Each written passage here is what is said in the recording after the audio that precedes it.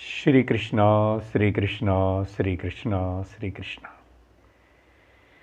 गुरुर्ब्रह्मा गुरुर्विष्णुः गुरुर्देवो महेश्वरः गुरुः साक्षात् परं ब्रह्म तस्मै श्री गुरवे नमः। तस्मै श्री गुरवे नमः। सच्चिदानन्दरूपाय विश्वोत्पत्त्यादिहेतवे तापत्रयविनाशाय श्रीकृष्णाय वयं नुमः।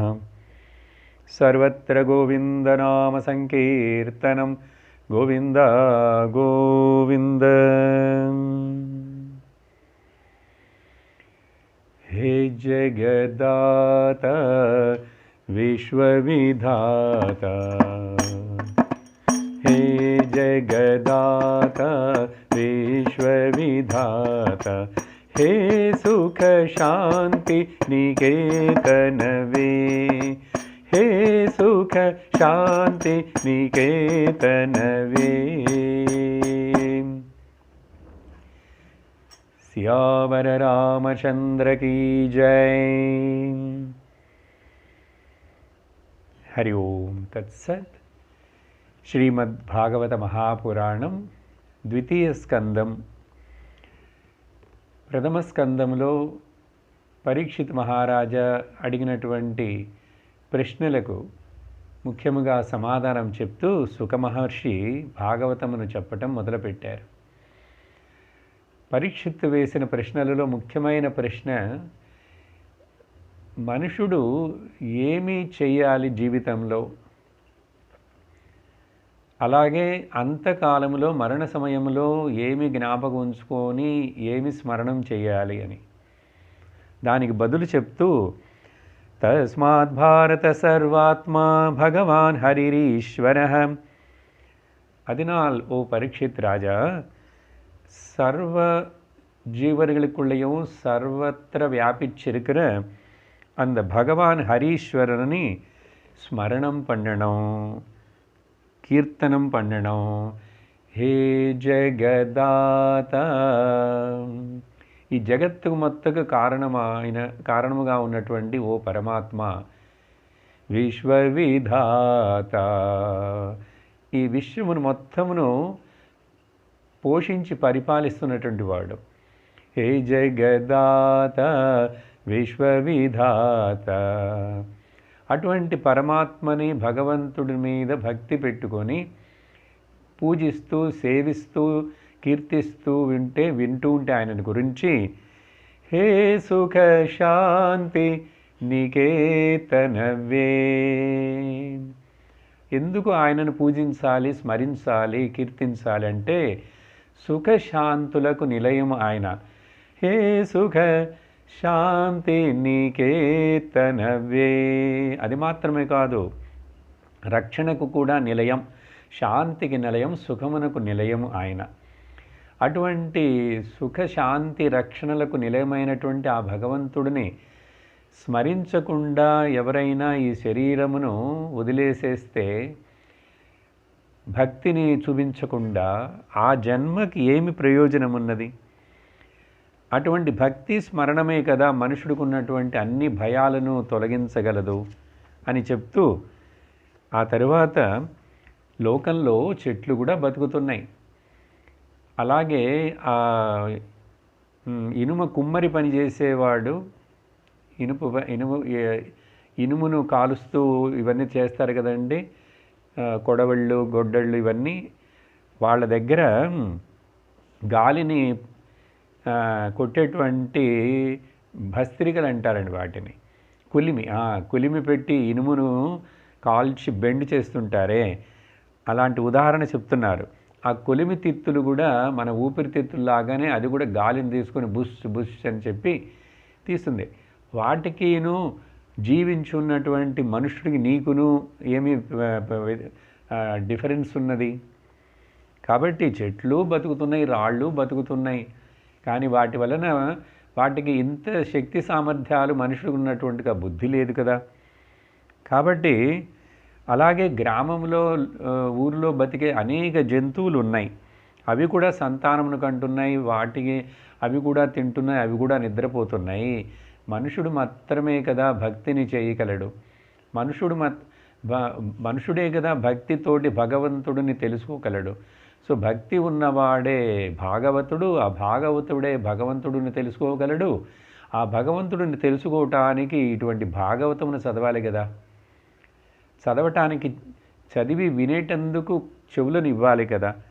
అలా ఎవరైతే వాళ్ళ చెవులను శ్రవణమునకు ఉపయోగించకుండా ఉంటారో వాళ్ళ చెవులు వచ్చి కుక్కలకు పశువులకు ఉన్నటువంటి చెవులు లాంటివి.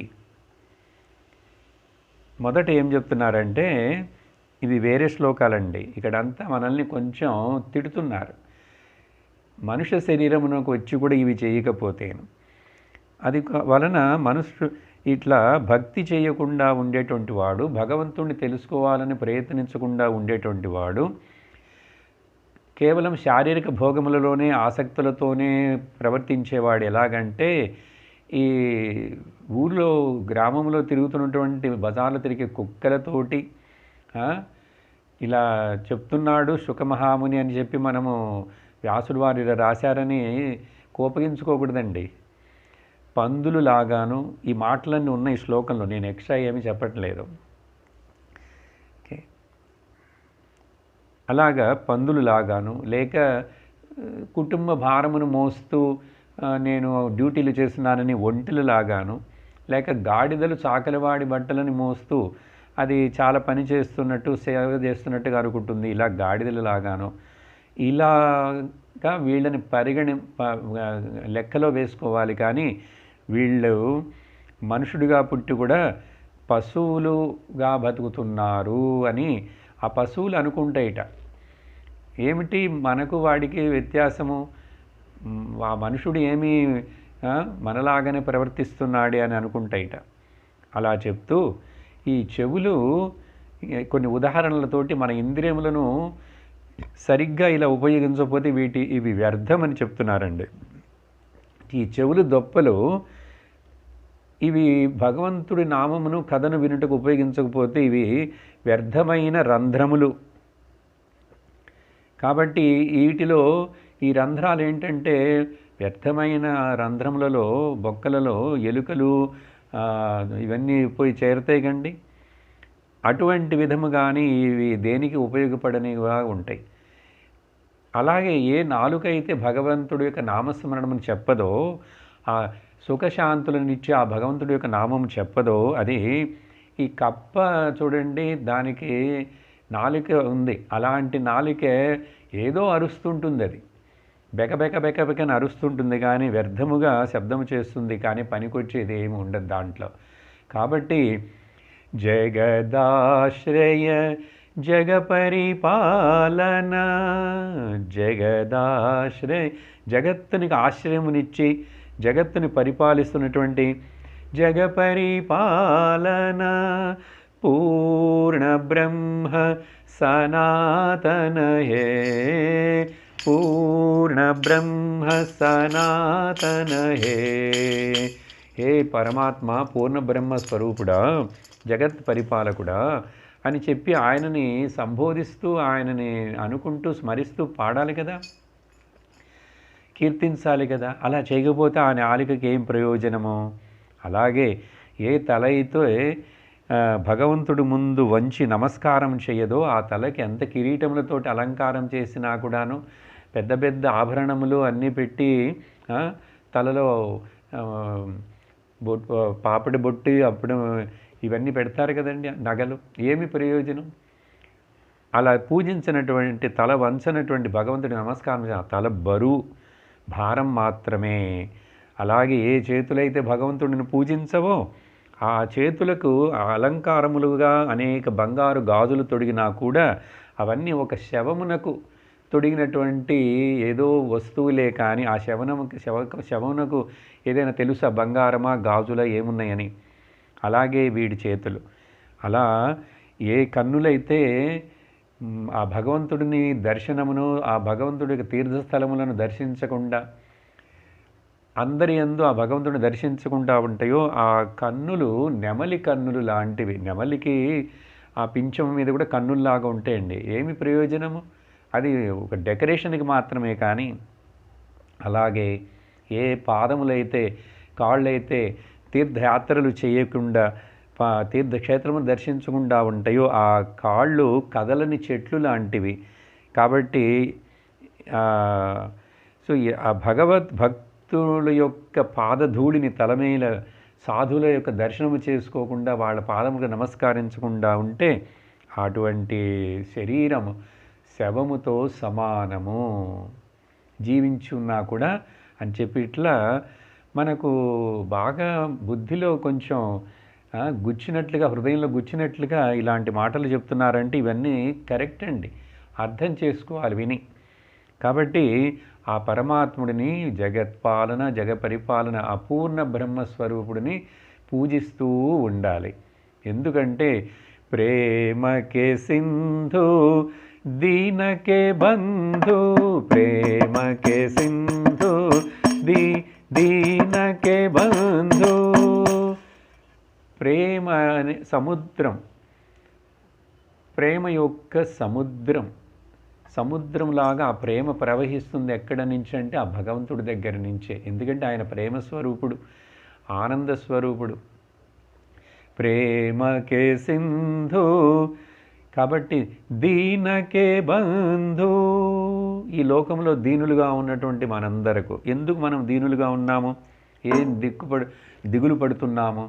ఎందుకంటే నాకు భయంగా ఉన్నది, నాకు ఏమి జరుగుతుందో అని భయంగా ఉంది, మా పిల్లలకి ఏమి జరుగుతుందో, ఎట్లా ఉంటుందో, ఎలా జీవిస్తామో అని చెప్పి మనకు దిగులు.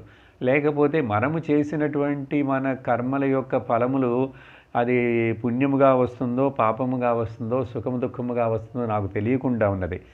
అందుకే బాబు నీకు తెలియదు కాబట్టే ఈ కర్మఫలములను మనకు సప్లై చేస్తున్నటువంటి మన కర్మఫలం అండి, ఆయన సొంతగా సప్లై చేయడు.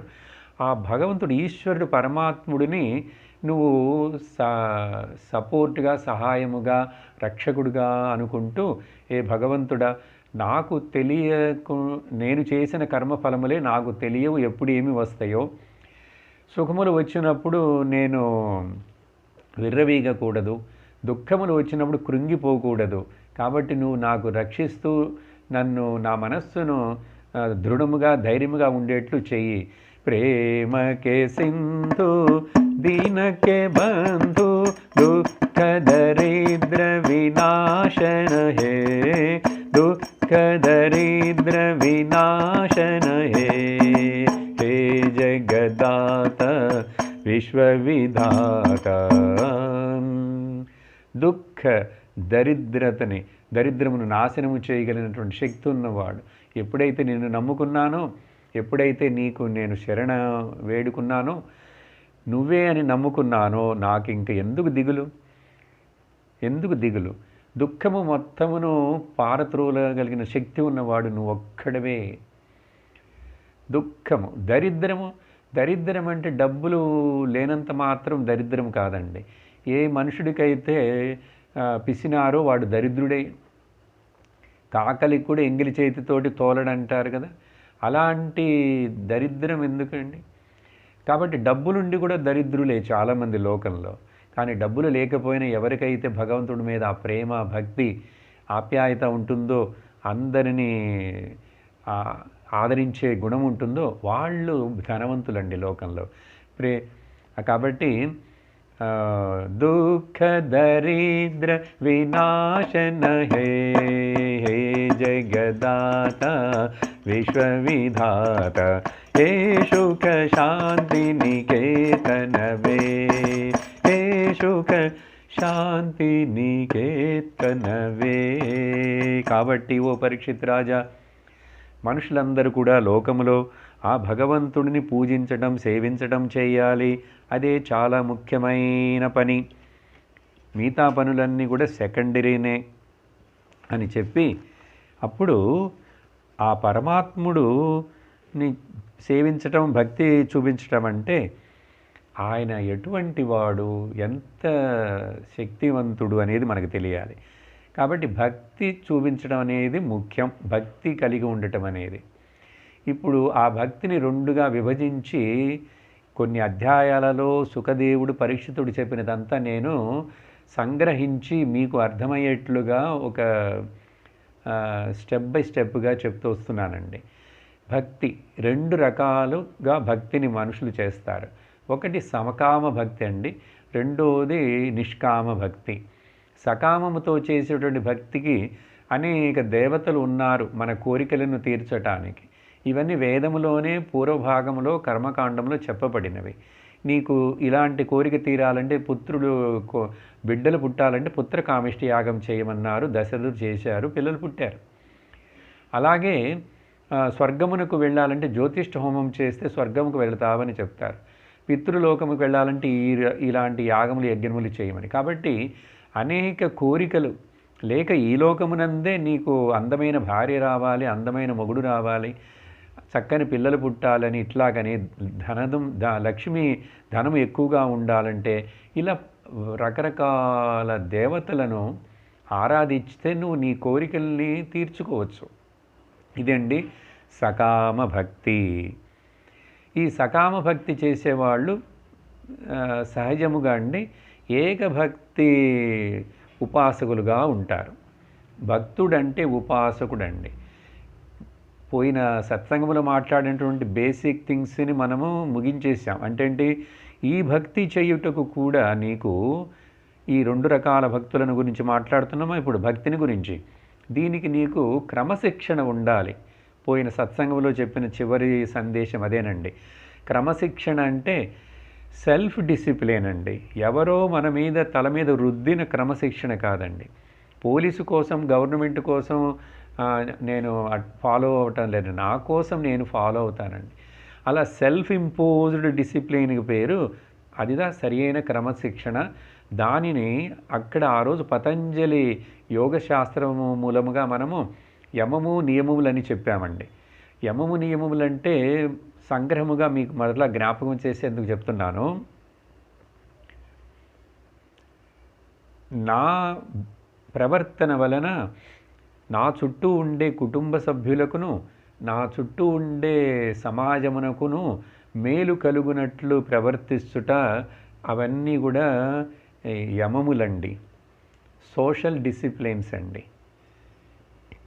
తర్వాత నా కొరకు నా యొక్క ఆధ్యాత్మిక ఉన్నతిని నేను పొందుటకు అనుసరించే కొన్ని క్రమశిక్షణలండి, నియమములండి, అంతే.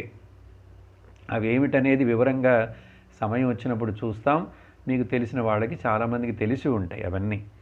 కాబట్టి భక్తిలో 2 రకాలు. సకామ భక్తిని గురించి మాట్లాడుతున్నాము. కానీ ఓ పరీక్షిత్తు, సకామ భక్తి వలన పూర్ణమైన ఫలము, శాశ్వతమైన ఫలము దొరకదు. తత్కాలమునకు ఆ కోరికలు నెరవేరుతాయి, ఆ కామములు. కానీ మనుష్యుడి యొక్క హృదయంలో స్వభావం ఏమిటంటే మరలా కొత్త కొత్త కామనలు వస్తూనే ఉంటాయి, ఆశలు. ఈ ఆశలకు అంతు లేదు. ఆశ పడకుండా ఉండటమే ఆశలకు అంతము. కానీ ఆశలు పడుట వలన ఆశలు ఎప్పుడు కూడా పూర్తి అయిపోయినవి, ఇంకా నాకు ఆశలు లేవు అని చెప్పటం అసాధ్యం. కాబట్టి ఈ దాంట్లో అశాశ్వతమైన ఫలముందని తెలుసుకోవాలి. కానీ లోకంలో ఎక్కువ మంది తెలుసుకోరండి. ఎక్కువ మంది మెజారిటీ వచ్చి ఈ సకామ భక్తులుగానే ఉంటారండి.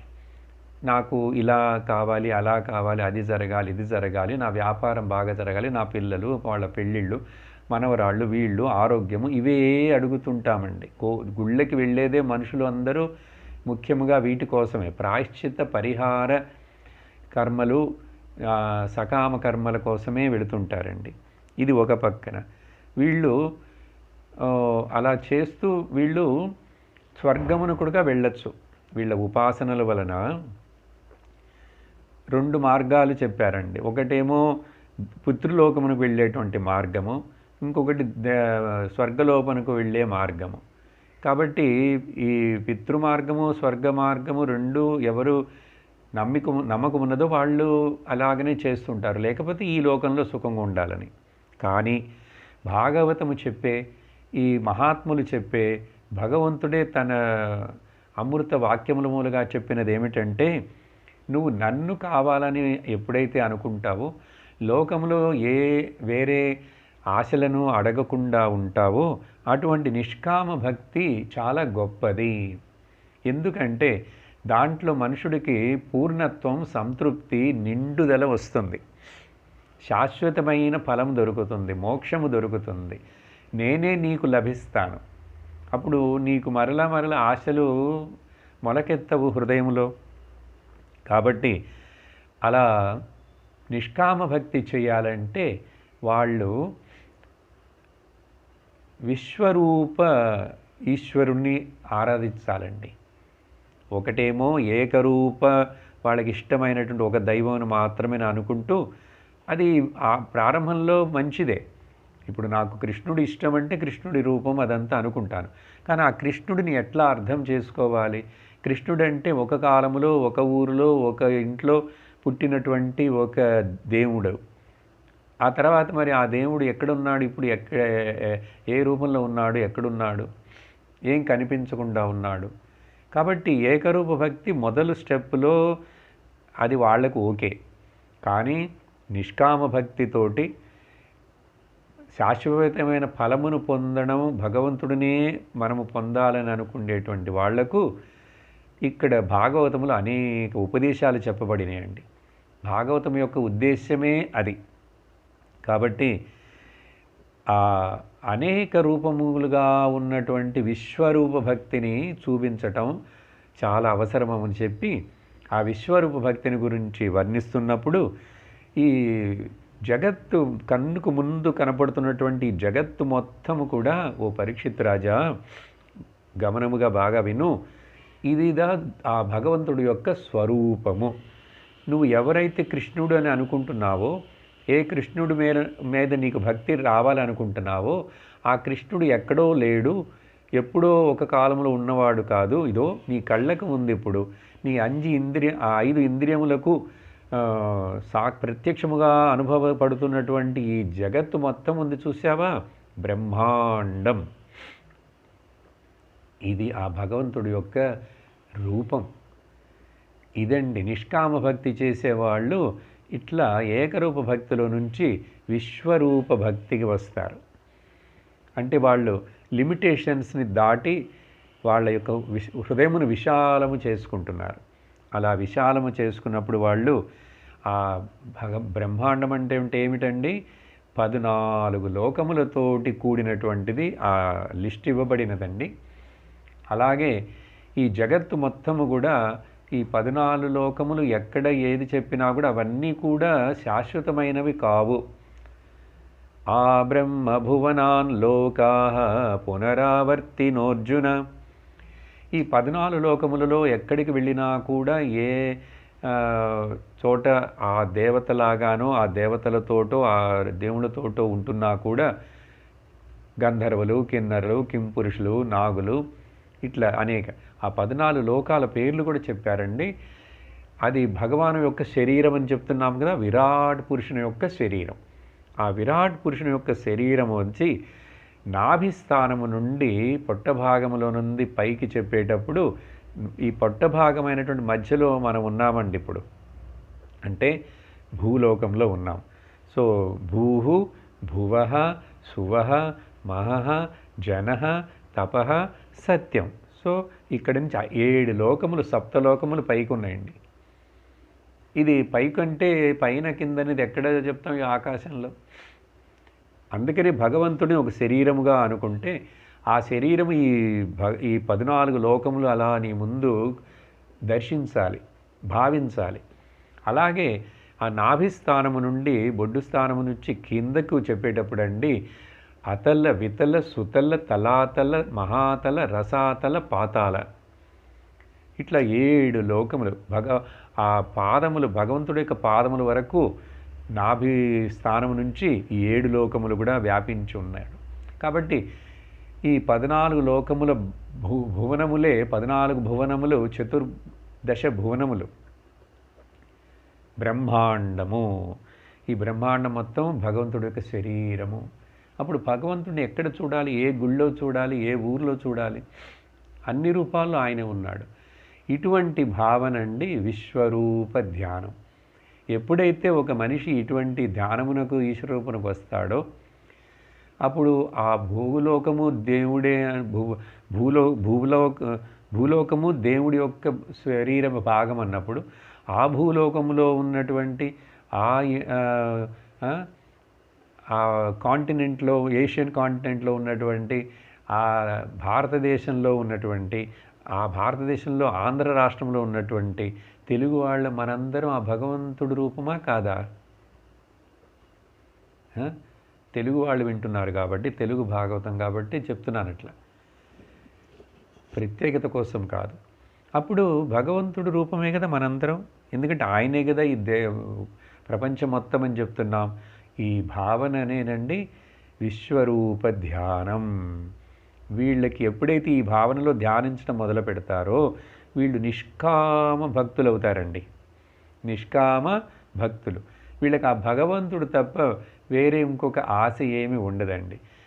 శరీరము జీవితము జరుగుటకు మినిమముగా ఏమేమి కావాలో అవి మాత్రమే సమకూర్చుకుంటారు, వాటి కోసమే శ్రమ పడతారు. కానీ అత్యాశలు, భవిష్యత్తు యొక్క భయాలు,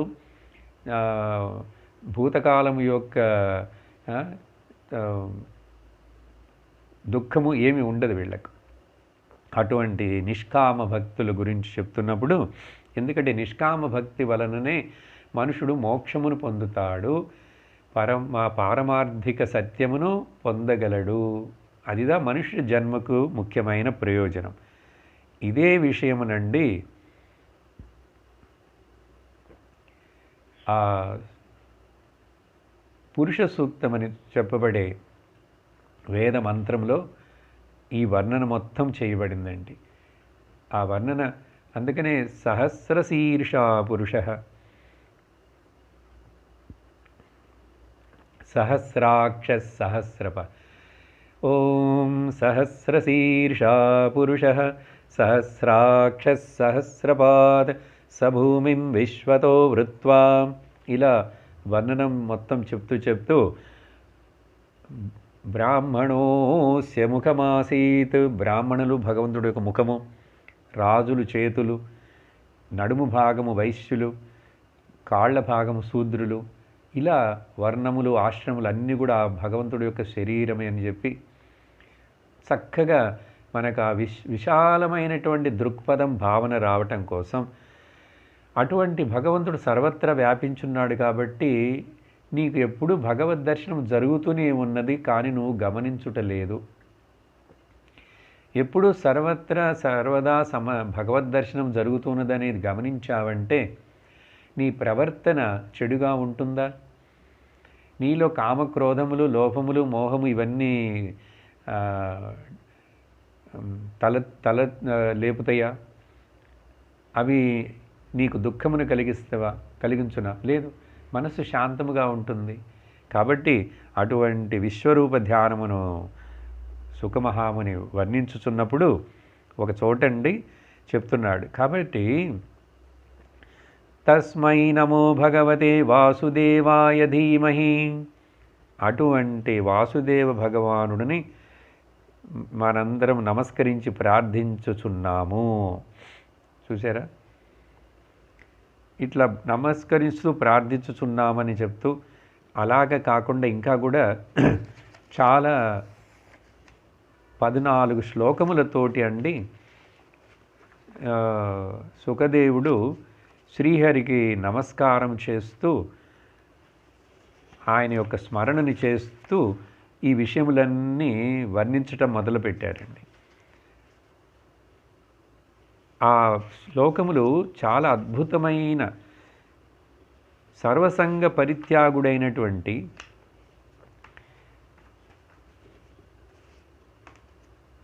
అందరి సర్వసంగ పరిత్యాగుడైనటువంటి అవధూతుడైనటువంటి సుఖదేవుడు ఎందుకు భగవంతుడిని ప్రార్థించి ఆ తరువాత ఇవన్నీ చెప్పటం మొదలుపెట్టాడు? ఆయన కూడా ప్రార్థన చేయాలా ఏమిటి అనే సందేహం రావచ్చు.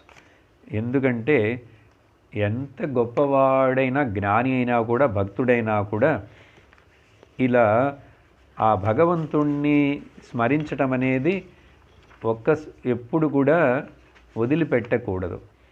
ఇక్కడ మనం ఇప్పుడు 4 అధ్యాయము, అన్ని అధ్యాయాలను నేను కొంచెం కొంచెం కలిపి చెప్తున్నానండి. ఆ శ్లోకములు ప్రార్థనలో ముఖ్యమైన 2-3 మాత్రం మనం జ్ఞాపకం చేసుకుంటాము. ఇది ఆ రోజు భీష్ముడి యొక్క స్తుతి ముగించిన తర్వాత మరలా ఇప్పుడు చూస్తున్నాము. సుఖ మహర్షియే స్తుతిని, భగవంతుని ప్రార్థిస్తున్నాడు. నమః పరస్మై పురుషాయ భూయసే సదుద్భవాయ స్థాన నిరోధలీలాయ. ఇలా ప్రారంభిస్తున్నాడు. నమః పరస్మై పురుషాయ భూయసే. ఆ భగవంతుడును అటువంటి సృష్టి స్థితి లయలను అన్నిటినీ చేస్తున్నటువంటి generator, operator, destroyer, God, GOD అనే పేరులో పిలువబడేటువంటి ఆ భగవంతుడు, ఆయనకి వేరే ఏమేమి, అన్ని పేర్లు ఆయనవే, అన్ని రూపాలు ఆయనవే. అటువంటి దేవుడిని, ఆ పురుషుడిని, విరాట్ పురుషుడిని నేను నమస్కరిస్తున్నాను అని చెప్పి, ఇదేమి మనకు తెలుపుతుందండి? సుఖదేవుడే ఇలా ఈశ్వరుడిని, జ్ఞాని కదా ఆయన, జ్ఞానులు కూడా ఈశ్వరుడిని ఇట్లా ప్రార్థించాలా ఏమిటి అంటే, శాస్త్రంలో చెప్పబడుతుందండి. 3 విషయాలు మాత్రం ఒక మనిషి ఎంత పరమ భక్తుడు, పరాభక్తిని పొందినా కూడా, అత్యంత ఉన్నతమైన ఆత్మజ్ఞానం పొందినా కూడా 3 విషయములను మాత్రము ఎప్పుడూ వదిలిపెట్టకూడదు, వాటిని సేవిస్తూనే ఉండాలి అని చెప్పి, ఆజన్మ పర్యంతం సేవ్యాత్, ఈ జీవితం చివరి వరకు ఏమిటి ఆ 3 అంటే, ఈశ్వరుని, గురువును, శాస్త్రమును మనము ఎప్పుడూ ఆదరిస్తూ, నమస్కరిస్తూ, గౌరవంతో చూడాలి. ఎంత అద్వైతము నిష్ఠ వచ్చినా కూడా గురువు దగ్గర అద్వైతమును మనము మాట్లాడకూడదు, చూపించకూడదు. కాబట్టి ఈశ్వరుడిని, గురువుని, శాస్త్రమును అది తెలుపుతుంది. ఇక్కడ సుఖదేవుడు కూడా ఇలా ప్రార్థనలతోటి మొదలు పెడుతూ ఎవరు ఆ దేవుడంటే, సుభద్ర శ్రవసే, ఎవరి గురించి వింటే, ఎవరి గురించి మాట్లాడితే, ఎవరి గురించి స్మరిస్తుంటే వాళ్ళకందరికీ భద్రము, మంగళము జరుగుతుందో. సుభద్రస్ యత్కీర్తనం, యత్స్మరణం, యదీక్షణం, యద్వందనం, యశ్రవణం, యదర్హణం, లోకస్య సద్యో విధునోతి కల్మషం, తస్మై సుభద్రశ్రవసే నమో నమః. వేరే ఇంకొక శ్లోకంలో అండి ఇట్లా ఆ శ్రీహరిని కీర్తించుట, నమస్కరించుట, దర్శించుట, స్మరించుట, ఆయననే గురించే వినుట, ఆయననే పూజించుట, చేస్తే పాపములన్నిటిని నశింపజేసి పరమ మంగళమును చేకూర్చే ఆ భగవంతుడికి నమస్కారము అంటున్నారు. మరొక శ్లోకంలోనండి 8 సార్లు ఒక పదమును మరలా చెప్తారండి ఈ శ్లోకంలో. వినండి. శ్రియపతి, యజ్ఞపతి, ప్రజాపతి, ధియాంపతి, లోకపతి, ధరాపతి, ఛాందకవృష్ణి, సాత్వతాం ప్రసీదతాం మే భగవతాం సతాం పతి. పతి అంటే భర్త అని అర్థం కదా. భర్త అంటే భరించేవాడు, పోషించేవాడు, కాపాడేవాడు, ఉత్పత్తిని చేసినవాడు అని అర్థం. చూడండి ఎన్ని పతి అని. లక్ష్మీపతి, సంపదలను ఇచ్చినటువంటి ఆ పతి, యజ్ఞములకు ప్రభువు, సృష్టికర్త, పాలించేవాడు, బుద్ధి వృత్తిలో అంతర్యామిగా ఉండి ప్రేరేపించువాడు, ముల్లోకములకు నాథుడు, భూదేవికి భర్త, ఈ యాదవులు వీళ్ళ కుటుంబంలో అంధక వృష్ణుల మరియు యాదవులనే జనసమూహంలో పుట్టి వాళ్ళని పాలించి రక్షించిన వాడు. చివరికి సత్పురుషుల రక్షకుడు ఆ శ్రీహరి భగవానుడు నాపై ప్రసన్నుడు అగుకాక అని సుగమాముని. ఎందుకంటే ఆయన భాగవతమును చెప్పడానికి ఇంకా నిజమైన భాగవతంలోకి వచ్చామా లేదా అనేది కొంచెం సేపట్లో తెలుస్తుందండి.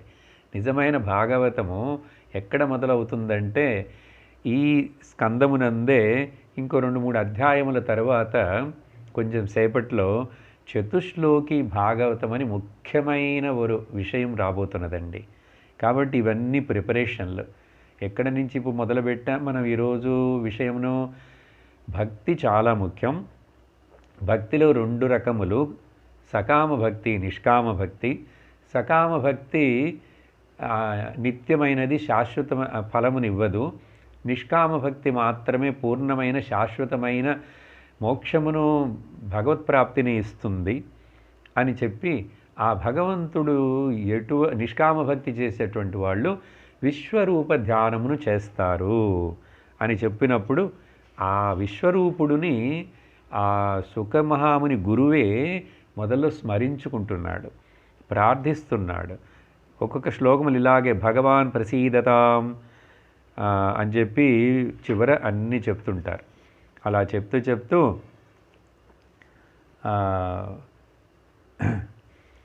ఈ భగవత్తత్వమును ఆ అధ్యాయము చివరిలోండి ఏతదేవాత్మభూరాజన్ నారదాయ విపృచ్ఛతే. నువ్వు అడిగావు కదా ఆ భగవంతుడి యొక్క స్వరూపం ఏమిటి, ఆ భగవంతుడిని ఎట్లా ప్రార్థించాలి, ఎట్లా ధ్యానించాలి, ఎట్లా మనస్సులో ఆ భగవంతుడిని నిలుపుకోవాలి అని చెప్పి నువ్వు అడిగావు కదా. అట్లా నీలాగనే ఒకసారి నారదుడు వాళ్ళ నాన్నగారైనటువంటి బ్రహ్మదేవుడి దగ్గర అడిగాడు ఇట్లాగే. ఆ బ్రహ్మదేవుడు ఆ నారదుడికి ఆ పరమాత్మతత్వమును గురించి ఏమి చెప్పాడో అదే భాగవతము, అది నేను నీకు అలాగే వినిపిస్తాను అని చెప్పి ఈ శ్లోకములలో ముఖ్యంగా ఇట్లా చెప్పారు. చెప్పి ఆ తర్వాత పరీక్షిత్తు నారదుడు బ్రహ్మదేవుడి దగ్గర ఏమి ప్రశ్నలు వేశాడు, నీలాగనే ఈ సృష్టి మొత్తము ఎవరు చేశారు, ఆయన ఎవరు, ఓ నాన్నగారు బ్రహ్మదేవుడిని, మీరు ఎలా, మిమ్మల్ని పుట్టించింది ఎవరు, మీకే ఇంత శక్తి ఉంది, ఈ సృష్టి మొత్తమును మీరు చేస్తున్నట్లుగా కనపడుతున్నదే. అందుకని యద్రూపం యదధిష్టానం, తర్వాత భూత భవ్య భవత్ ప్రభు ఎవరు అని చెప్పి అని లోకంలో చూస్తుంటే మీరే అన్నిటికీ నువ్వే కారణముగా కనపడుతున్నదే బ్రహ్మదేవుడు అని చెప్పి నారదుడు తండ్రి అయిన బ్రహ్మదేవుడి దగ్గర అడుగుతున్నాడు. ఈ మాటలు చూసారా, భూత భవ్య భవత్ ప్రభు అనగానే ఏమి జ్ఞాపకం వచ్చిందండి? విష్ణు సహస్రనామంతో కొంచెం అలవాటు ఉన్న వాళ్ళకి తెలుస్తుంది. విష్ణు సహస్రనామం మొదలు శ్లోకమునందే ఓం విష్ణుం విష్ణుర్వషట్కారో భూత భవ్య భవత్ ప్రభు. చూసారా, విష్ణు అంటే ఎవరండి? సర్వత్ర వ్యాపించినట్టు ఉన్నవాడు. విశేషేణ తిష్టతి సర్వత్ర సహ విష్ణు. భూత భవ్య భవత్ ప్రభు, అప్పుడు ఉన్నాడు, ఇప్పుడు ఉన్నాడు, ఎప్పుడు ఉంటాడు. కానీ లోకంలో మనుషుల శరీరాలు, ఈ ప్రపంచ వస్తువులు ఉంటున్నాయా? లేదు కదా. కాబట్టి నారదుడు ఇలా అనేక ప్రశ్నలను నీలాగనే వాళ్ళ తండ్రి దగ్గర అడిగాడు. అలా అడిగినప్పుడు ఆ బ్రహ్మదేవుడు నారదుడికి బదులు చెప్తూ ఆ సమయంలో నాకున్న శక్తి అంతా కూడా నాది కాదు, ఇదంతా కూడా నా వెనకాల నన్ను పుట్టించి నన్ను నడిపిస్తున్న, నన్ను మాత్రమే కాదు ఆ శివభగవానుడండి రుద్రుడిని కూడా ఇలా మూడుగా కనిపిస్తున్నట్లు ఆ ఒకడే పరమాత్ముడు శ్రీమన్నారాయణుడు నన్ను ఈ సృష్టి కార్యక్రమం చేయమని చెప్పి నాకు బాధ్యతనిచ్చాడు.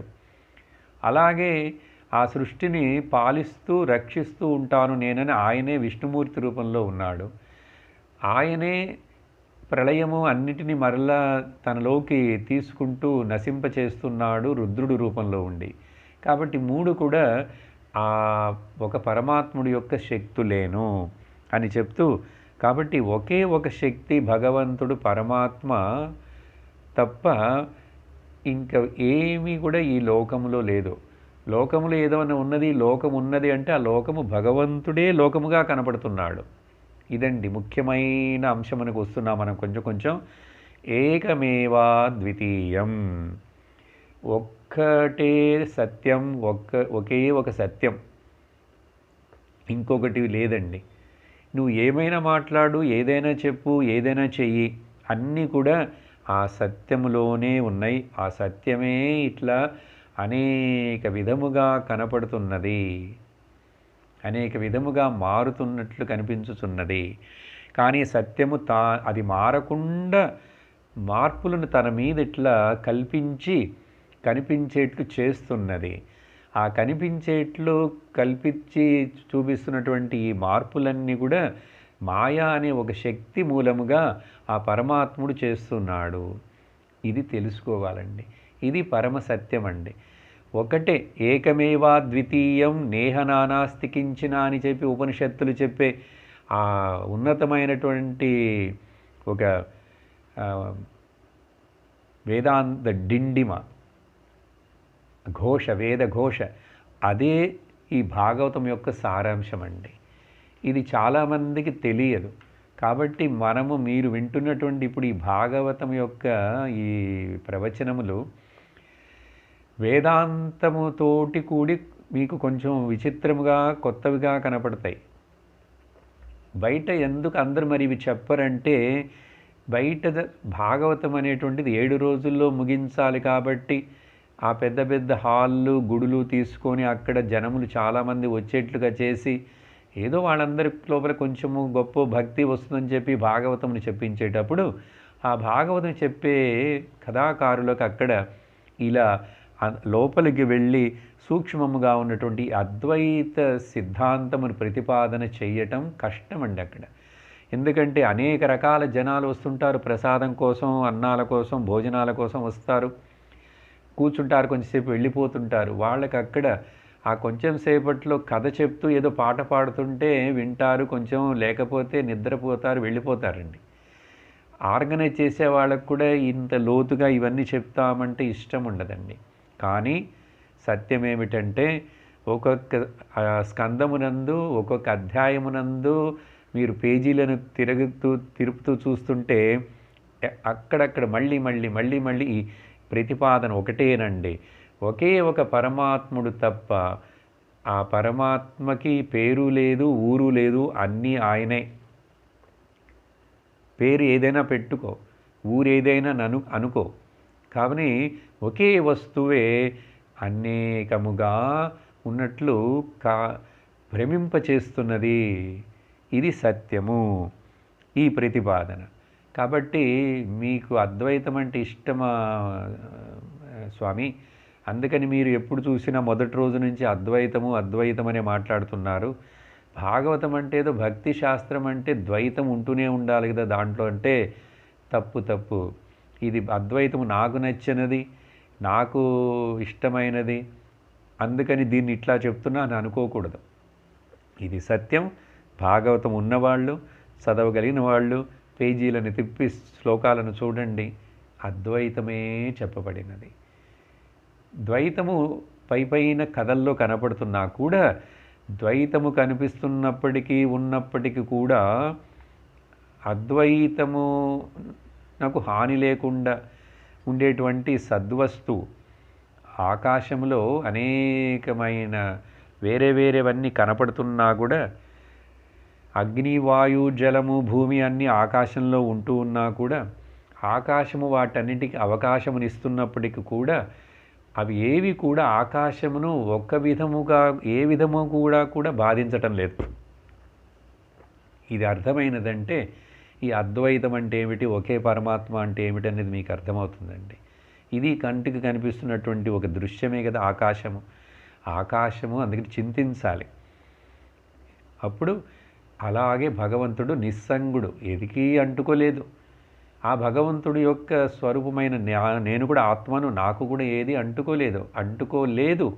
అంటుకోవటం అసాధ్యం. ఇంగ్లీష్లో చెప్తారు మా స్వామీజీ, అటాచ్మెంట్ ఈజ్ అన్ ఇల్యూషన్. దేనికి కూడా నేను అటాచ్మెంట్గా లేను. కానీ మనస్సు లెవెల్లోకి వచ్చినప్పుడు ఈ వివేకము ఉపయోగించకపోతే అనుకుంటాము నేను దీనికి అటాచ్మెంట్ అయినాను, నాకు దానితో అటాచ్మెంట్ ఉంది, బంధం ఉందని. కానీ వివేకముతో నిదానముగా శాంతముగా ఆలోచించామంటే, ధ్యానించామంటే తెలుస్తుంది అటాచ్మెంట్ అనేది ఆత్మకు లేనే లేదు. కాబట్టి ఆ పరమాత్ముడు భగవంతుడు అటువంటి స్వరూపుడు అని చెప్పి బ్రహ్మదేవుడు చెప్పటము మొదలుపెట్టినప్పుడు ఒక చక్కటి శ్లోకం అండి.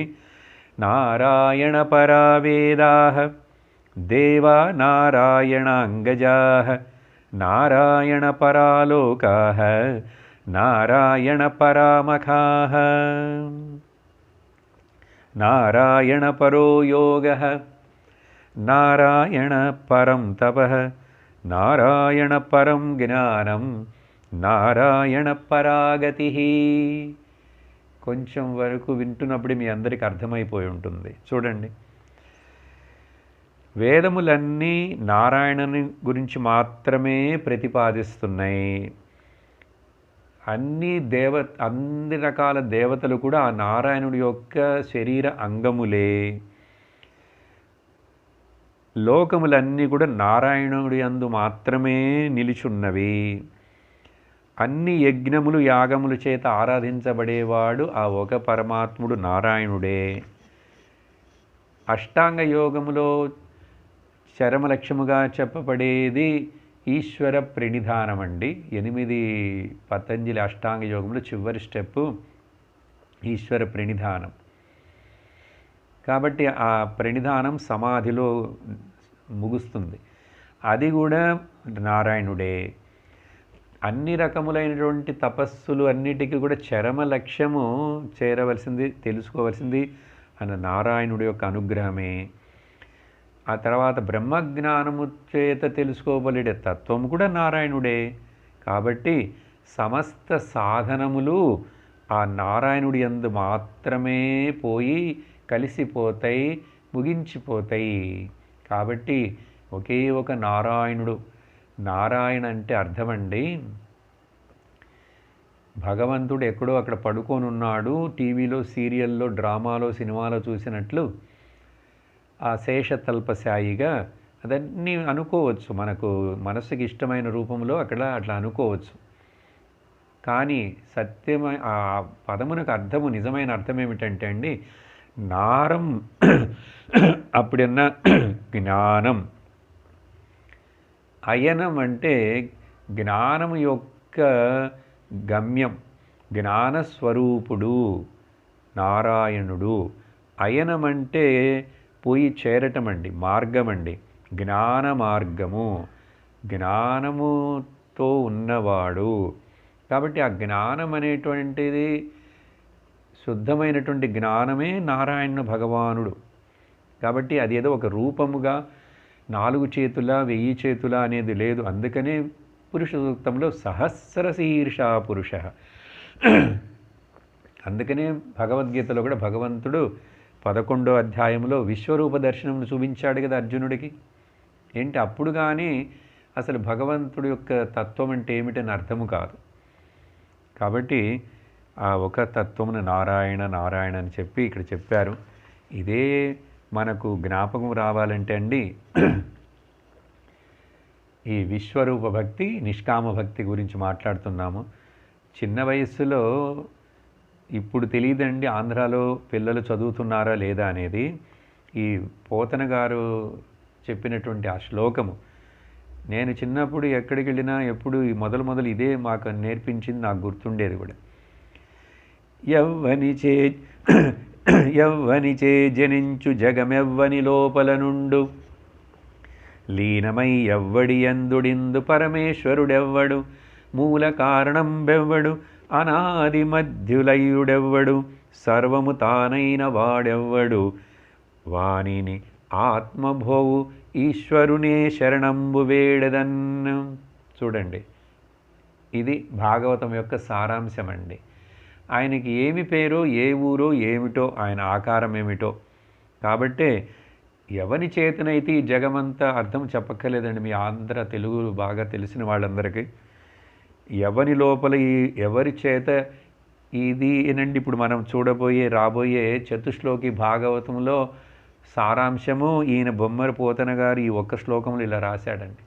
చూడండి, పిల్లలకి చిన్న వయసులోనే ఈ అద్వైతము, ఒకే ఒక పరమాత్మ సత్యము ఉన్నదని, ఆ సత్యమును ఆత్మరూపముగా అనుకొని, చూడండి, వాని నాత్మభవు,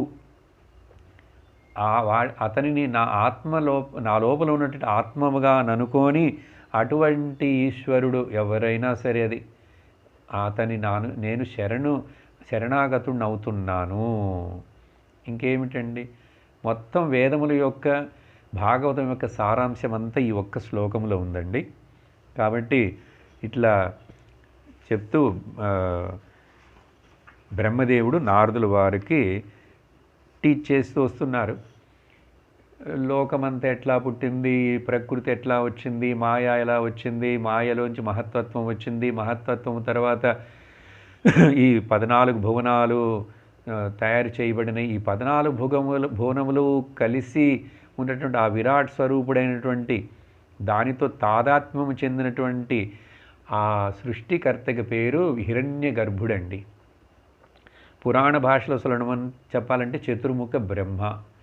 సో హిరణ్య గర్భుడు. ఆ తర్వాత అక్కడ నుంచి ఈ విరాట్ మొత్తం ఇట్లా ప్రపంచం వచ్చేసిందండి.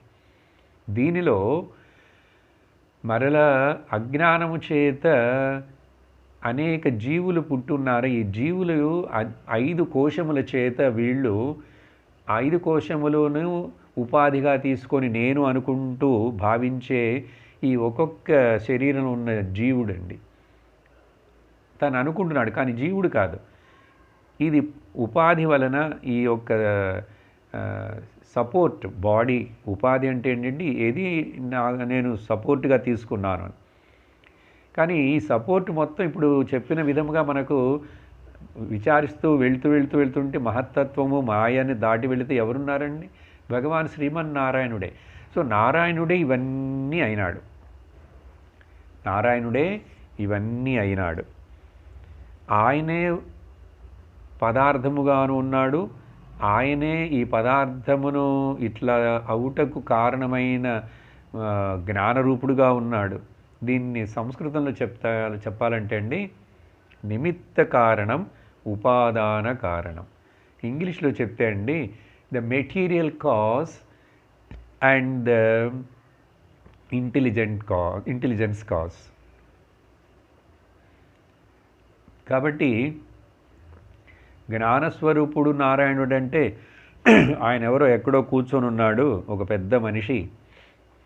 ఆయనకి చాలా బుద్ధి శక్తి ఉన్నది. కాబట్టి ఆయన వచ్చి ఆమ్నిసెంట్, ఆమ్నిపొటెంట్, ఆమ్నిప్రెజెంట్ అని అంటారు.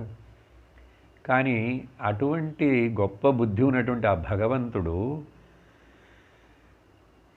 ఏ పదార్థములు ఎవరి దగ్గర నుంచి ఎక్కడి నుంచి కొని తెచ్చి ఈ సృష్టిని, ఈ ప్రపంచమనే భువనమును కట్టాడు? దీనికి సమాధానం ఉపనిషత్తులే చెప్తాయి. మరి ఎక్కడా ఎవరు చెప్పలేరండి. ఉపనిషత్తులు ముఖ్యముగా ముండకోపనిషత్తునందు ఇది చెప్పబడినది. ఎక్కడి నుంచో తేలేదు ఆయన వస్తువులను, ఎవరి దగ్గర నుంచి ఆర్డర్ ఇచ్చి, కాంట్రాక్టర్ దగ్గర ఇచ్చి, ఇంజనీరు అట్లా చేయదు. ఆయనే ప్లాన్ వేశాడు, ఆయనే ఇంజనీర్ అయినాడు, ఆయనే కాంట్రాక్టర్ అయినాడు, ఆయనే కూలీవాడైనాడు, ఆయనే డిజైనర్ కూలీవాడు, ఆయనే రాళ్ళు, రెప్పలు, సిమెంటు, ఇనుము అన్నీ ఆయనే అయినాడండి. ఆయనే అయినాడు. ఇది భగవంతుడి విషయంలో మాత్రమే ఇది చెల్లుతుందండి. ఏది? Material cause and efficient cause. కుమ్మరివాడు కుండని చేస్తాడు. కుమ్మరివాడు కుండని చేయుటకు ఆ కుమ్మరివాడు మట్టిని ఎక్కడి నుంచో తెచ్చుకోవాలి. ఎర్రమట్టో నల్లమట్టినో బంకమట్టిని తెచ్చుకోవాలి. బంకమట్టిని ఎర్రమట్టిని కుమ్మరివాడు సృష్టించలేదు. సృష్టించలేదు కదా, సృష్టించలేదు. కానీ ఆ మట్టిని ఎట్లా ఉపయోగించి ఈ షేపుని తీసుకొచ్చి దీన్ని ఉపయోగపడేట్టుగా చేయాలనేది మాత్రమే కుమ్మరివాడు చేశాడు. కానీ భగవంతుడి విషయంలో ఈ సృష్టిని భగవంతుడు సృష్టించాడు. ఎవ్వని చే జనించు జగమెవ్వని లోపల నుండంటే ఆ భగవంతుడు తనే ఇక్కడ ఇప్పుడు ఈ కుండ ఎగ్జాంపుల్ తీసుకుంటే మట్టియు ఆ మట్టి కూడా భగవంతుడే. ఆ మట్టిని ఇట్లా తీర్చిదిద్దినవాడు భగవంతుడే. మట్టి భగవంతుడా ఏంటి సార్ చెప్తున్నారు? అవును, మట్టి ఏమిటి? అన్నీ కూడా ఆయనే. రాళ్ళు రెప్పలు కొండలు. అందుకనే చూడండి మన సనాతన ధర్మంలో ఈ విద్యను చాలా సులభముగా అందరికీ గ్రామములో పామరులుగా చదువుకోకుండా కొండల కోణల్లో ఉన్న మనుషులకు కూడా తెలిసేట్లుగా ఏం చెప్పారు? అన్నిటినీ పూజించు. పూజిస్తున్నారా లేదా? పూజిస్తున్నాం కదా. కానీ ఇది అర్థం చేసుకొని పూజించామంటే దాని యొక్క ఫలం వస్తుంది. అందుకనే చెట్టుకు పూజించు, పుట్టకు పూజించు, పాముని పూజించు, అన్నిటినీ పూజిస్తాం మనం. నదులను పూజించు. బయట ఎవడో పాశ్చాత్య దేశుడు మనల్ని వెర్రివాడ ఏమిటి ఇట్లా చేస్తున్నామని వాడండి చూపించగానే మనకు సందేహం వచ్చింది. ఎందుకు సందేహం? చెప్పారు కదా, ఎవ్వని చే జనించు జగమెవ్వని లోపల నుండు నారాయణ పరాదేవాహ నారాయణ పరామకాహ సర్వం నారాయణమయం సర్వం శివమయం. చక్కటి బాటను వేసి మనకు ఋషులు సనాతన ధర్మంలో చెప్పారు. సో కుండ కుమ్మరివాడు, రెండు మట్టి, అన్నీ దేవుడే. అందుకని ఆయనకి ఇప్పుడు ఏ రూపంలో ఏ పేరు పెట్టి పిలుస్తాం? కాబట్టి ఉపనిషత్తులు ఆయనకి బ్రహ్మం అని పేరు పెడదాం. ఊరికి అది కూడా బ్రహ్మం అనేది ఏంటి? ఒక మనుషుడా? కాదు. బ్రహ్మం అంటే బృహత్తత్వాతిథి బ్రహ్మం. ఏది అన్నిటికంటే పెద్దదో బృంహ్యతే. కాబట్టి బిగ్గర్ దాన్ ద బిగ్గెస్ట్ అన్నప్పుడు ఆ బిగ్గర్ దాన్ ద బిగ్గెస్ట్లో స్మాలర్ దాన్ ద స్మాలెస్ట్ ఉంటుంది కదండి. బిగ్గర్లో స్మాల్ ఉండదా ఏంటి? కానీ ఇప్పుడు ఈ క్వశ్చన్ రివర్స్గా అడిగితే సందేహం వస్తుంది. స్మాలర్ దాన్ ద స్మాలెస్ట్లో బిగ్గర్ దాన్ ద బిగ్గెస్ట్ ఉందా లేదా అంటే మామూలు సైన్స్ బుర్రకి అది ఎట్లా చిన్నదిలో పెద్దది ఉంటుంది? ఏముండదు. ఆయనకి ఉపనిషత్తులు చదవాలి. చిన్న మర్రి చెట్టు యొక్క గింజలో కంటికి కూడా కనపడినంత చిన్న గింజలో అంత పెద్ద చెట్టు ఎక్కడి నుంచి వచ్చింది? దాంట్లో నుంచి కదా వచ్చింది. ఇప్పుడు ఉన్నదంటావా లేదంటావా? చిన్నదిలో కూడా పెద్దది ఉంది, పెద్దదిలో చిన్నది ఉన్నది. అణోరణీయాన్ అహమేవ తద్వత్ మహానహం విశ్వమహం విచిత్రం. పెద్దది దాంట్లో కంటే పెద్దది బ్రహ్మను, చిన్నది దాంట్లో కంటే చాలా చిన్నది బ్రహ్మమే. సర్వం బ్రహ్మమయం సర్వం బ్రహ్మమయం. బ్రహ్మము తప్ప మరొకటి ఏమీ లేదు. ఆ బ్రహ్మము పేరే భగవంతుడు. ఆ భగవంతుడికి నీదేదైనా చిన్న చిన్న నామాలు పెట్టుకో, చెప్పుకో, నో ప్రాబ్లం. కాబట్టి అలా చెప్పి ఆ తర్వాత ఆ పురుష సూక్తంలో చెప్పినట్లుగానే విరాట్ స్వరూపము యొక్క విభూతులన్నిటినీ చాలా అన్నీ ఏవెట్లా వచ్చినాయి అన్నీ కూడా సృష్టి మొత్తం దీంట్లో చెడువాళ్ళు, మంచివాళ్ళు, రాక్షసులు, అసురులు, దేవతలు అన్నీ విశ్వరూపం చూపించినప్పుడు అర్జునుడికి దాంట్లో అందరూ ఉన్నారు కదా. అన్ని రకాల జీవరాశులు ఉన్నాయి. ఒక శ్లోకమునందండి ఇలా వర్ణిస్తూ వచ్చినప్పుడు ఆ పురుషోక్తంలో వచ్చేలాంటి ఒక లైన్ అండి. సర్వం పురుష ఏవేదం భూత భవ్యం భవచ్చయత్. ఇది ఇక్కడ భాగవతంలో అండి. ఇదే వాక్యం వచ్చి కొంచెం ఈ మాటలు ముందు వెనక పడి పురుష ఏ వేదగం సర్వం యద్భూతం యచ్చ భవ్యం ఉదామృతత్వశేషానః. చూడండి, అప్పుడు పురుష సూక్తం ఏమి చెప్తున్నదో, భాగవతంలో శుకుడేమి చెప్తున్నాడో వ్యాసుడు, అంతా ఒకే సత్యమండి. నువ్వు విశిష్టాద్వైతం అని చెప్పి మాట్లాడు, ద్వైతమని చెప్పి మాట్లాడు, ఆ ప్రజలకి ఆ కాలంలో వాళ్ళ బుద్ధికి లెవెల్కి తగినట్లుగా దానిని ఎక్కువ మందికి అందించాలని ఆ ఆచారులందరూ అలా ప్రయత్నం చేసి ఆ సత్యమునే మాట్లాడారండి. కాబట్టి డిఫరెన్సెస్ను చూడకూడదు. డిఫరెన్సెస్ ఉంటున్నప్పటికీ కూడా అవి పైన కనపడేవే కానీ సత్యములు కావని చెప్పి నిశ్చయమైన బుద్ధితోటి వివేకముతోటి జీవించాలండి.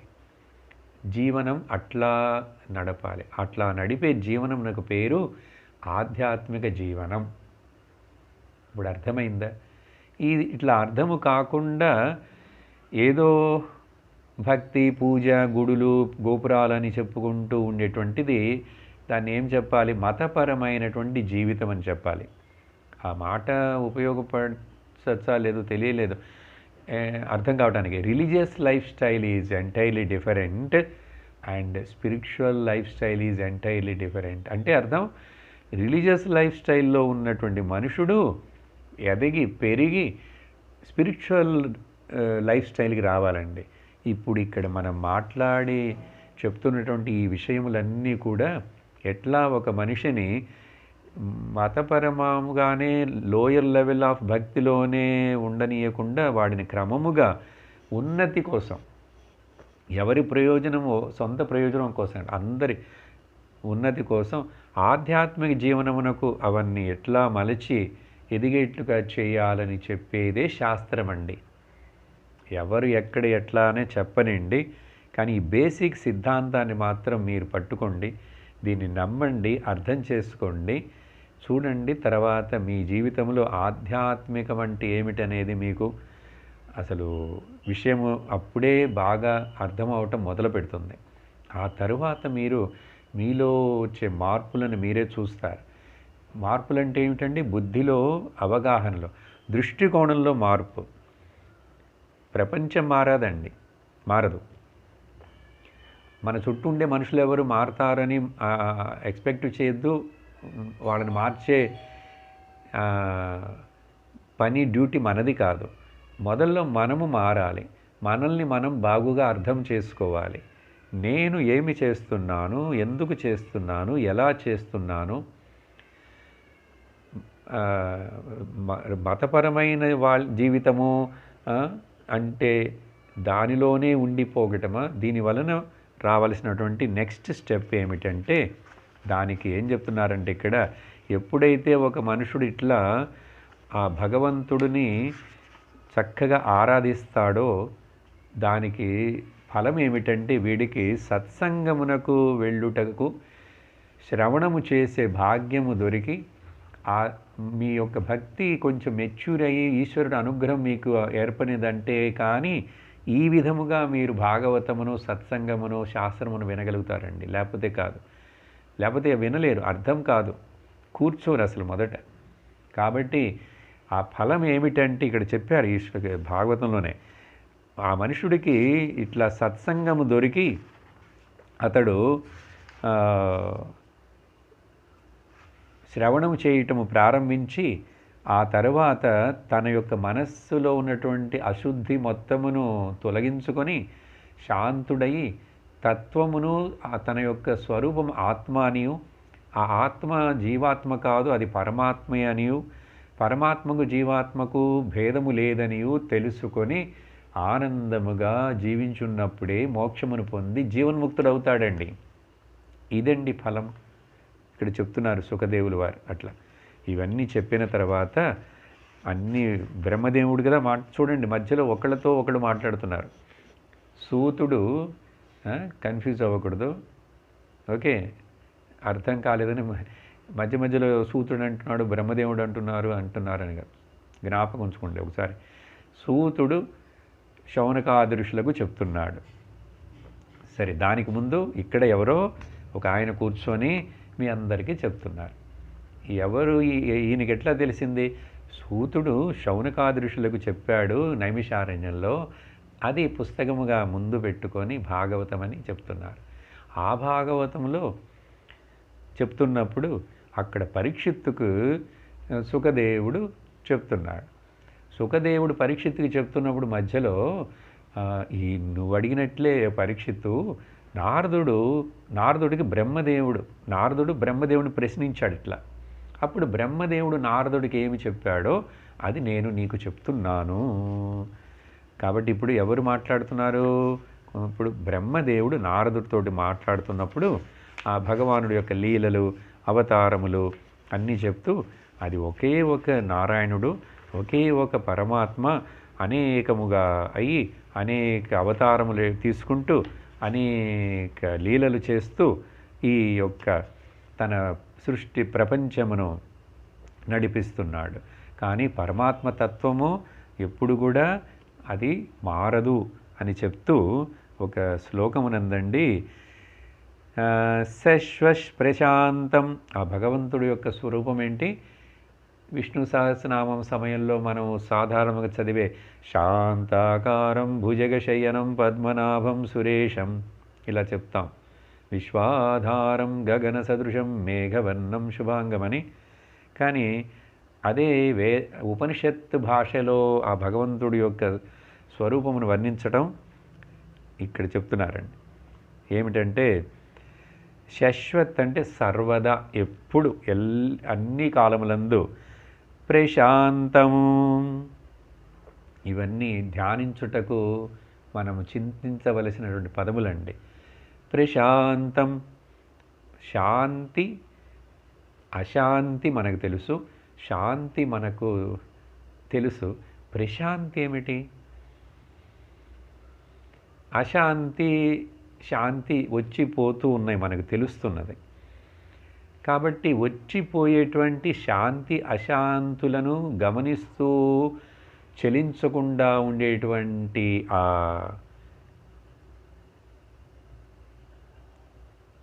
ఎరుక, ఆ ఎరుక జ్ఞానము పరమాత్ముడు, అది పరమాత్ముడు, అది ప్రశాంతం. అంటే ఏంటి అర్థం? శాంతి అశాంతులు అక్కడ ఎంట్రీ లేదు.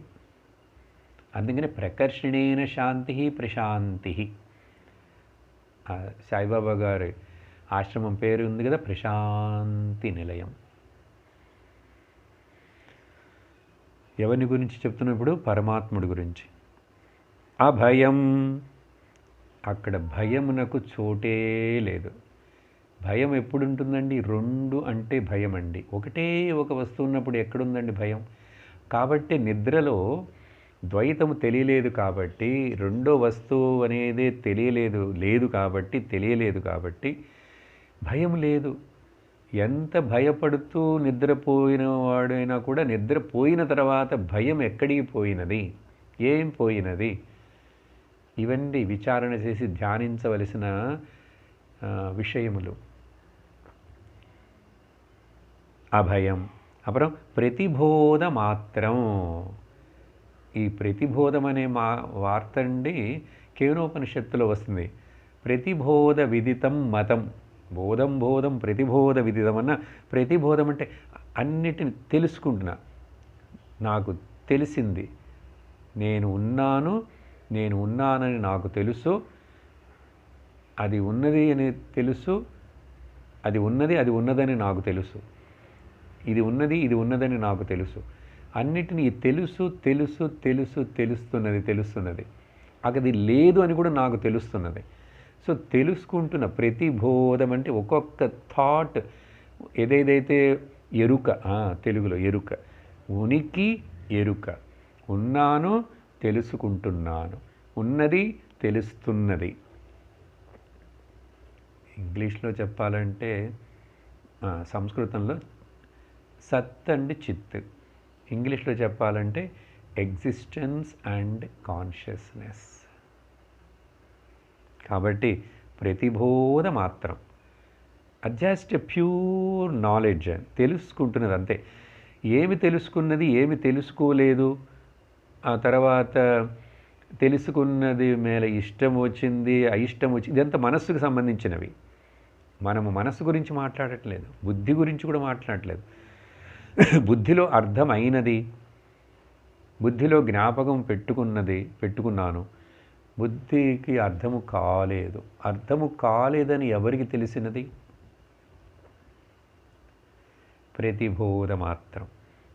కాబట్టి అదిలో శుద్ధం, అది అన్డైల్యూటెడ్. అక్కడ ఈ ద్వంద్వములు ద్వైతములు ఏవి కూడా దాన్ని ఎఫెక్ట్ చేయట్లేదండి. అది శుద్ధముగా ఉంది. చెప్పాను కదా కొంచెం సేపటి ముందు, ఆకాశము ఉదాహరణ చెప్పాను. ఆకాశంలో చూడండి, నీ బాంబు పేల్చు, ఉప్పెనలు రానివ్వండి, తుఫాన్లు రానివ్వండి, అగ్ని జ్వాలలు మండనివ్వండి, ఆకాశంలో కనపడుతున్నటువంటి ఆ మండలములు నక్షత్రములన్నీ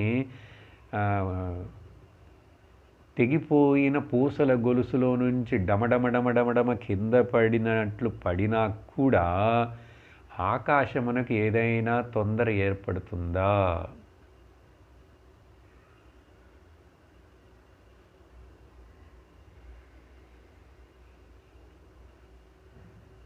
అది నా స్వరూపం. దానికి పేరే శుద్ధం. అப்புறம் తర్వాత సమం. ఆకాశము ఎక్కడ ఎత్తుపల్లాలుగా ఉందా? ఎందుకు ఆకాశం ఆకాశం అని చెప్తున్నారంటే, ఈ ఉపనిషత్తులు శాస్త్రం ఇచ్చే ఉదాహరణ. ఎందుకంటే ఇది గ్రాస్ స్థూలంగా నా కళ్ళకు ముందు కనపడుతున్నది. ఆకాశమును గురించి విచారణ చేస్తే చాలండి, తత్వం అంతా అర్థమైపోతుంది. కానీ ఆకాశమును గురించి ఎప్పుడు చింతించట్లేదు మనం. ఆకాశంలో ఉన్న అన్నిటి గురించి చింతిస్తున్నాం, ఆలోచిస్తాం. అప్పుడు ఆకాశం ఎవరు? దానికి రూపము లేదు, సమముగా ఉంది, ఎత్తుపల్లాలు లేవు. అది వర్షం ఎంత పడ్డాను, ఎండ ఎంత కాచినాను, ఏమి అవ్వట్లేదే. ఇదే భగవంతుడు 2వ అధ్యాయంలో భగవద్గీతలో చెప్పినదే అర్థం. అది శరీరమునికని మాత్రమే కాదు. నైనం చిందంతి శస్త్రాణి నైనం దహతి పావకః. ఆయన ఆ 4 పంచభూతాల గురించి చెప్తున్నప్పుడు అక్కడ దేని గురించి చెప్తున్నాడంటే, ఈ ఆకాశాన్ని చూడు అర్జున, ఈ 4 పంచభూతాలు ఏమైనా చేస్తున్నాయా? తడుపుతున్నాయా? ఎండబెడుతున్నాయా? కాల్చుతున్నాయా? కట్ చేస్తున్నాయా? ఏమి చేయలేవు. అప్పుడు ముందు కనపడే ఈ చిన్నది కాదు, ఈ స్థూల ఆకాశమునే ఏమి చెయ్యలేకపోతే, ఈ స్థూల ఆకాశం అనేది ఉన్నదని తెలుసుకుంటున్న ఈ చిత్తాకాశం, కొంచెం సబ్జెక్ట్ డీప్గా ఉన్నది, జాగ్రత్తగా వినండి. ఎందుకంటే విషయం ఇక్కడ చెప్పి తీరాలి. జనకుడు యాజ్ఞవల్కుడి దగ్గర అడుగుతున్నాడు, ప్రశ్న వేస్తున్నాడు. ఈ భూమి ఎక్కడి నుంచి వచ్చిందంటే, భూమి జలము నుంచి వచ్చినది. జలము ఎక్కడి నుంచి వచ్చిందంటే అగ్నిలో నుంచి వచ్చిందన్నాడు. అగ్ని ఎక్కడి నుంచి వచ్చింది, ఎక్కడ ఉన్నది? అగ్నికి ఆధారం ఎవరంటే వాయువు. వాయువు ఎక్కడి నుంచి వచ్చిందంటే ఆకాశం నుంచి వచ్చిందన్నాడు. ఇంకా తర్వాత అప్పుడు ఆకాశం ఎక్కడి నుంచి వచ్చింది? నువ్వు అతికి ప్రసంగం చేయొద్దు.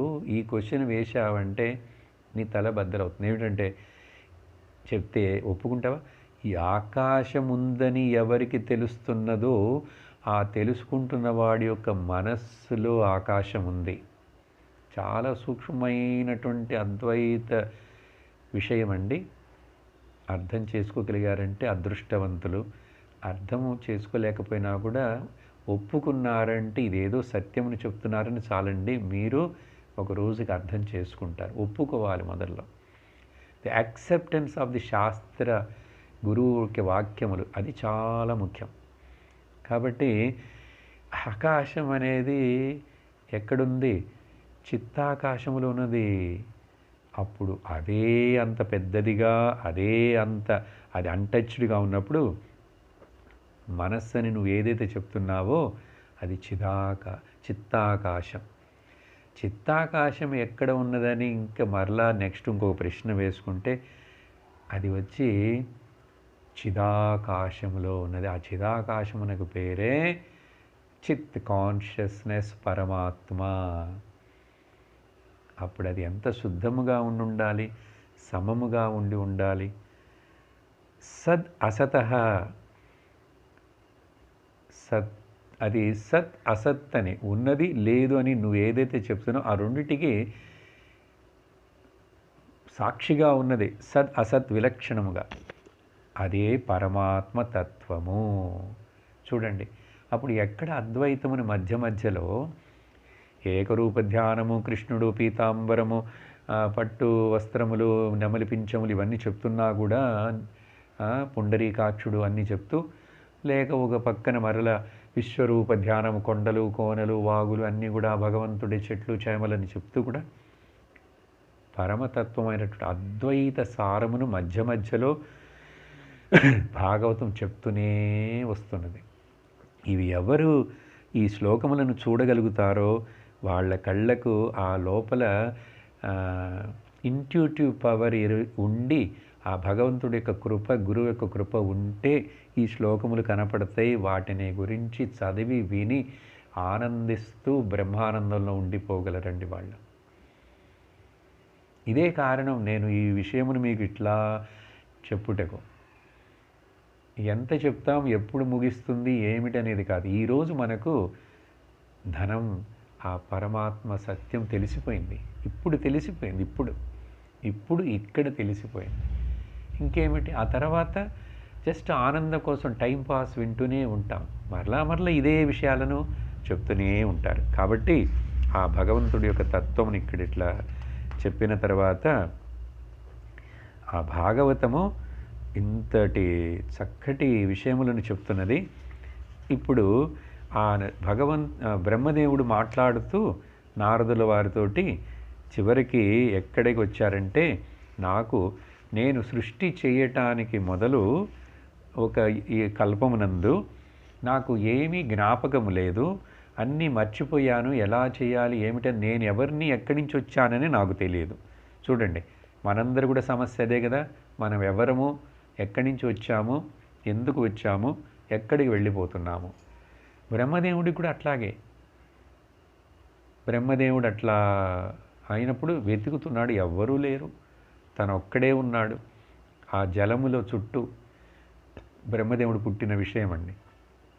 ఏదో ఒక తామర పువ్వు మాత్రం, ఆ పువ్వు మధ్యలో ఆయన కూర్చుని ఉన్నాడు. ఆయనకు ఏమీ తెలియలేదు. ఆ తామర పువ్వు యొక్క కాడలోకి వెళ్ళిపోయి చూశాడట. చాలా పెద్ద పువ్వు అండి, ఏమీ అంతం తెలియలేదు. బయటకు వచ్చి చూస్తే అనంతముగా ఉంది. ఎక్కడ చూసినా మొత్తం జలమయముగా ఉన్నది. కాబట్టి ఏమి అర్థం కాకుండా చింతిస్తున్నప్పుడు ఆ సమయంలో ఆకాశవాణి, అశరీరవాణి వినిపించిందిటండి బ్రహ్మదేవుడికి. ఏమిటంటే అది చాలా కోడ్ ఫామ్లో వినిపించిందండి. కోడ్ ఫామ్లో ఏమిటంటే తపస్సు చెయ్యి అని అర్థం వినిపించింది. తప తప తప అని 3 సార్లు వినిపించిందిట. కానీ డైరెక్ట్గా ఇట్లా కూడా తప అనే వార్త కూడా చెప్పలేదండి, అక్షరంగా కూడా చెప్పలేదండి. ఏం చెప్పిందిట అక్కడ? ఈ తా అండ్ పా అనే ఈ అక్షరములండి, ఈ రెండు కూడా ఆ సంస్కృత అక్షరముల్లో ఆ ఈలో చూసినప్పుడు ఇవి 16వ అక్షరముగాను 21వ అక్షరముగాను ఉంటాయండి. కాబట్టి అక్కడ ఏమి వినిపించింది? సర్వేషు యత్ షోడశమేకవింశం. ఇట్లా సంస్కృతంలో 1621. ఈ మైక్లో కార్ నెంబర్ చెప్తారు, ఎవరు రోడ్డు మీద కార్ నిలబెట్టారన్నట్లు 1621 1621. చూడండి, ఇక్కడ చెప్పబడింది షోడశమేకవింశం. షోడశం అన్న 16, ఏకవింశం అన్న 21. 16 21 16 21 చూడండి, ఆయన బ్రహ్మదేవుడు అర్థం చేసుకున్నాడట.